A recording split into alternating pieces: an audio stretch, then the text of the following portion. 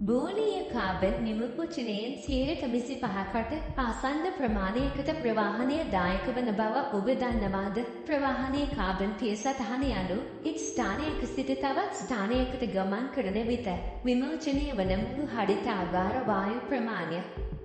Motor රථයෙන්, ගුවන් යානයෙන්, දුම්රියෙන්, bus රථයෙන් ගමන් කිරීම සහ ඇවිදීම හෝ බයිසිකල් පැදීම පවා ඇතුළත් වේ.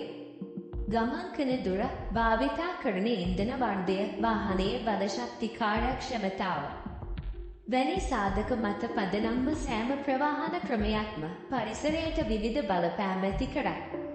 ප්‍රවාහනයේ කාබන් පියසටහන විජු වාහන විමෝචනයට පමණක් සීමා නොවන බව සැලකිල්ලට ගැනීම වැදගත්ය. එය වාහන නිෂ්පාදනය නඩත්තු කිරීම, ජීවිත කාලය අවසන් කිරීම මෙන්ම මාර්ග සහ ගුවන් තොටුපළ යටිතල පහසුකම් සම්බන්ධ විමෝචනද ඇතුළත් වේ. ප්‍රවාහනයේදී කාබන් පියසටහන මැනීම සඳහා ප්‍රධාන කොටස් කිහිපයක් සලකා බැලීම වැදගත් වේ. ෆොසිල ඉන්ධන භාවිතා කරන වාහන සඳහා පරිභෝජනය කරන ඉන්ධන ප්‍රමාණය හරිතාගාර වායු විමෝචනයට ඍජුවම සම්බන්ධ වේ. වාහනයේ ඉන්ධන පරිභෝජන දත්තවලින් මෙම තොරතුරු පහසුවෙන් ලබාගත හැකිය.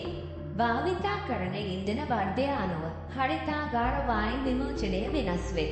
කාබන් පියසටහන තක්සේරු කිරීමේදී ගමන් කළ සම්පූර්ණ දුර ප්‍රමාණය සලකා බැලීම අත්‍යවශ්‍ය වේ.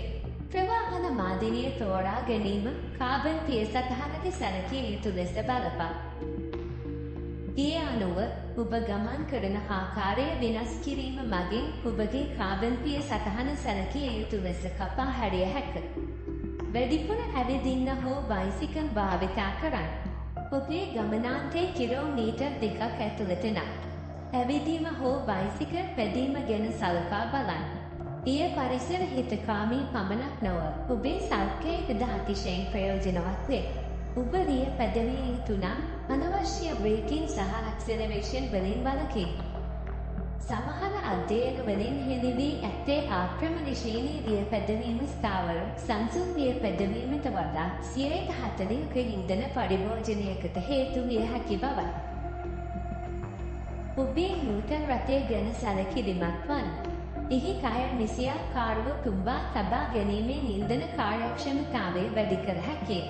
ඔබේ නූතන රථය නිසි ලෙස නඩත්තු කර හැකි බවට සහතික වීමෙන් එහි ඉන්ධන කාර්යක්ෂමතාවය උපරිම ලෙස ලබාගත හැකිය. නූතන රථයේ අමතර බරක් ඇතනම් ඒවා ඉවත් කරන්න.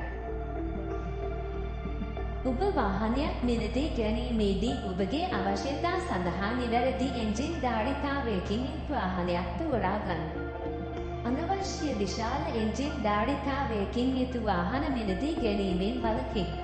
ඉහළ එන්ජින් ධාරිතාවයකින් යුතු වාහන වැඩි ඉන්ධන දහනයක් සිදු කරනවා මෙන්ම ඉහළ කාබන් විමෝචනයක් සිදු කරයි. හයිබ්‍රිඩ් වාහන විදුලි මෝටරයක් සමග කුඩා එන්ජින් භාවිතා කරයි ඉන්ධන පරිභෝජනය සහ විමෝචනය අඩු කරයි. විදුලි වාහන වලට අභ්‍යන්තර දහන එන්ජිමක් නොමැති බැවින් ඒවා ශුන්‍ය විමෝචන ලෙස නිපදවයි.